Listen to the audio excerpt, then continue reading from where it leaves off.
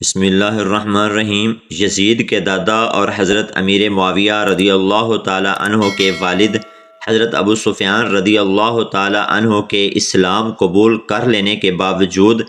بہت سے صحابہ کرام ان کے ساتھ بات کرنے اور اٹھنے بیٹھنے سے اجتناب کیوں کرتے تھے،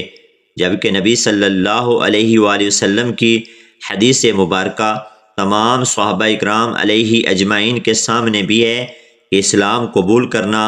اور ایمان لے آنا انسان کے پچھلے گناہوں کو ایسے ختم کر دیتا ہے گویا انسان نے آج ہی ماں کے پیٹ سے جنم لیا ہو۔ لیکن اس حدیث مبارکہ کے پیش نظر ہونے کے باوجود صحابہ کرام ابو سفیان سے بات چیت کیوں نہ کرتے تھے؟ صحیح مسلم اور صحیح بخاری کی ایک متفقہ حدیث ہے کہ ایک دن سیدنا بلال حبشی، حضرت صہیب اور حضرت سلمان فارسی رضی اللہ تعالی عنہ اجمعین تشریف فرما تھے اور ابو سفیان کے اسلام قبول کرنے کے بارے میں آپس میں گفتگو کر رہے تھے کہ 22 سال تک ابو سفیان نے مسلمانوں کے ساتھ جنگ و قتال کیا، اور اب جب ہم نے ان سے بدلہ لینا تھا تو انہوں نے اسلام قبول کر لیا۔ حضرت ابو بکر صدیق وہاں سے گزرے، انہوں نے یہ سن لیا اور تینوں صحابیوں کو فرمایا کہ تم مکہ کے سردار کے بارے میں کیسی باتیں کر رہے ہو، جبکہ وہ اسلام بھی قبول کر چکے ہیں۔ اور ساتھ ہی حضرت ابو بکر صدیق رضی اللہ تعالی عنہ نے نبی صلی اللہ علیہ وآلہ وسلم کے پاس جا کر بتایا تو آپ صلی اللہ علیہ وآلہ وسلم نے الٹا حضرت ابو بکر صدیق رضی اللہ تعالی عنہ کو ڈانٹا اور کہا، ابو بکر تم نے ان کے دل دکھا دیے، ان لوگوں نے اسلام کے لیے جان و مال اولاد کی قربانیاں دی ہیں، اپنے گھر بار کو چھوڑا ہے، ان کا تل ملانا اور غصہ کرنا جائز ہے۔ یہ سن کر حضرت ابو بکر صدیق رضی اللہ تعالی عنہ نے الٹے پاؤں ان تینوں صحابہ کرام علیہ اجمعین کے پاس آئے اور آ کر ان سے معذرت کی۔ کچھ لوگوں نے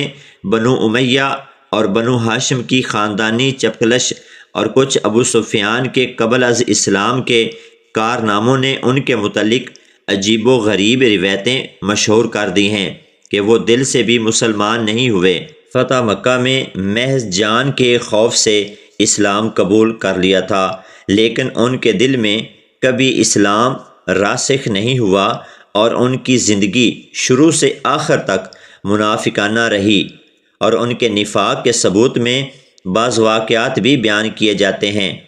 ان میں سب سے زیادہ مشہور واقعہ یہ پیش کیا جاتا ہے کہ جب حضرت ابو بکر صدیق رضی اللہ تعالی عنہ خلیفہ منتخب ہوئے تو ابو سفیان رضی اللہ تعالی عنہ نے حضرت علی رضی اللہ تعالی عنہ کے پاس جا کر کہا کہ قریش کا سب سے کمزور گھرانہ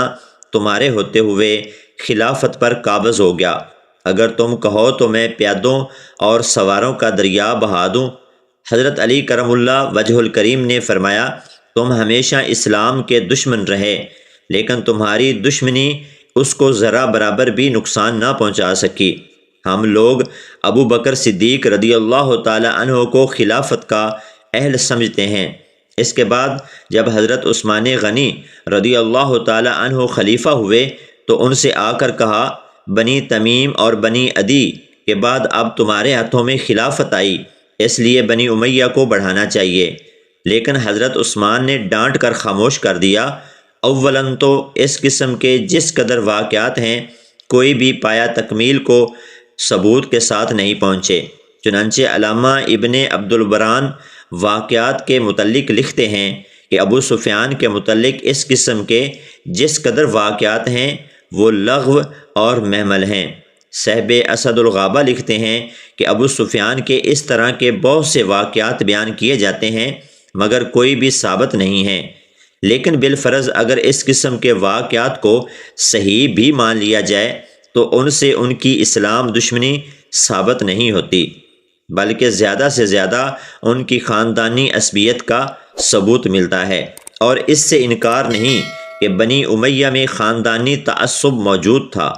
قبول اسلام سے پہلے ابو سفیان کی اسلام دشمنی کے بارے میں جو کچھ بھی کہا جائے سب صحیح ہے، لیکن قبول اسلام کے بعد ان کی زندگی کے واقعات خود ان کے مومن کامل ہونے کا ثبوت ہیں۔ طائف میں ایک آنکھ ہوئی، شام کی لڑائیوں میں ماں بیوی بچوں کے شریک ہوئے اور دوسری آنکھ بھی نظر کی۔ اکرمہ بن ابو جہل کہتے ہیں ہمیں ابو زمیل نے ایک حدیث بیان کی۔ انہوں نے کہا مجھے حضرت ابن عباس رضی اللہ تعالی عنہ نے یہ حدیث بیان کی اور کہا کہ مسلمان نہ حضرت ابو سفیان رضی اللہ تعالی عنہ سے بات کرتے تھے نہ ان کے ساتھ بیٹھتے اٹھتے تھے۔ اس پر انہوں نے نبی کریم صلی اللہ علیہ وسلم سے عرض کی، اللہ کے نبی صلی اللہ علیہ وسلم آپ مجھے 3 چیزیں عطا فرما دیجئے، یعنی 3 چیزوں کے بارے میں میری درخواست قبول فرما لیجئے۔ آپ نے جواب دیا ہاں۔ کہا میری بیٹی ام حبیبہ رضی اللہ تعالی عنہا سے عرب کی سب سے زیادہ حسین و جمیل خاتون ہے، میں اسے آپ کی زوجیت میں دیتا ہوں۔ آپ نے فرمایا ہاں۔ کہا اور معاویہ میرا بیٹا، آپ اسے اپنے پاس حاضر رہنے والا کاتب بنا دیجئے۔ آپ صلی اللہ علیہ وسلم نے فرمایا ہاں۔ پھر کہا آپ مجھے کسی دستے کا امیر بھی مقرر فرمائیں تاکہ جس طرح میں مسلمانوں کے خلاف لڑتا تھا اس طرح کافروں کے خلاف بھی جنگ کروں۔ آپ نے فرمایا ہاں۔ ابو زمیل نے کہا کہ اگر انہوں نے رسول اللہ صلی اللہ علیہ وسلم سے ان باتوں کا مطالبہ نہ کیا ہوتا تو آپ صلی اللہ علیہ وسلم از خود انہیں یہ سب کچھ عطا نہ فرماتے، کیونکہ آپ سے کبھی کوئی چیز نہیں مانگی جاتی تھی مگر آپ اس کے جواب میں ہاں کہتے تھے۔ اور پھر نبی کریم صلی اللہ علیہ وسلم نے ابو سفیان رضی اللہ تعالی عنہ کی تینوں باتیں مان لی اور ان کی بیٹی سے نکاح فرمایا اور ابو سفیان کو جہاد کے لیے مسلمانوں کے دستے کے ساتھ بھیج دیا اور امیر معاویہ کو اپنا کاتب مقرر کیا۔ امیر معاویہ کے کاتب وحی ہونے پر مختلف آراء پائی جاتی ہیں۔ اہل تشیع کے مطابق امیر معاویہ کاتب وحی مقرر نہ ہوئے تھے بلکہ نبی صلی اللہ علیہ وآلہ وسلم کے دوسرے لکھنے لکھانے کے امور انجام دیا کرتے تھے، جبکہ اہل سنت کے کئی ماخذ میں امیر معاویہ کو کاتب وحی قرار دیا جاتا ہے اور یہی درست ہے۔ اس ضمن میں صحیح مسلم اور صحیح بخاری کی ایک حدیث پیش کرتے ہیں جس سے امیر معاویہ کے کاتب وحی ہونے کے بارے میں کچھ واضح ہو سکے۔ حضرت ابن عباس فرماتے ہیں کہ ایک دن میں بچوں کے ساتھ کھیل رہا تھا تو حضور صلی اللہ علیہ وسلم میرے پاس آئے اور میرے کاندھے کو تھپ تھپایا اور مجھے فرمایا کہ جاؤ امیر معاویہ رضی اللہ تعالی عنہ کو بلا کر لاؤ، میں اس سے کچھ لکھوانا چاہتا ہوں۔ ابن عباس رضی اللہ تعالی عنہ کہتے ہیں کہ جب میں امیر معاویہ رضی اللہ تعالی عنہ کے پاس گیا تو وہ کھانا کھا رہے تھے، چنانچہ میں نے آ کے نبی کریم صلی اللہ علیہ وآلہ وسلم سے گزارش کی کہ امیر معاویہ رضی اللہ تعالی عنہ کھانا کھا رہے ہیں۔ حضور صلی اللہ علیہ وسلم نے مجھے پھر بھیجا، میں پھر گیا تو امیر معاویہ رضی اللہ تعالی عنہ پھر کھانا کھا رہے تھے، چنانچہ جب ایسے تیسری بار ہوا تو نبی کریم صلی اللہ علیہ وسلم نے ارشاد فرمایا کہ اللہ کرے معاویہ کا پیٹ کبھی نہ بھرے۔